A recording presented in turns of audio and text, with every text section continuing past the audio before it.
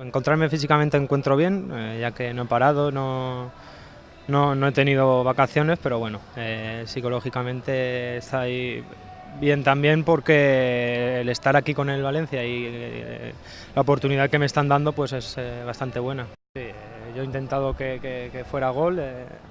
no ha podido ser, el portero la ha tapado como ha podido, yo lo he intentado sortear, pero bueno, se ha ido por fuera, una mala suerte.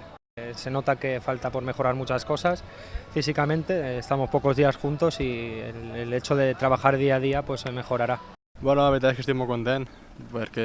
és el nostre primer partit, doncs, he començat a ajuntar-me els jugadors, a sentir la pilota després de 8 mesos que no jugava un partit i bueno, doncs, poquet a poquet anar agafant la forma i bueno, doncs, com t'he dit, il·lusionat d'haver jugat el primer partit i ara doncs, a seguir i bueno, evidentment ens falta ritme, ens falten coses que millorar, però bueno, és un bon començament i seguirem igual. L'únic que tinc és il·lusió per començar a jugar, per jugar en l'equip, amb els companys, unir-me abans possible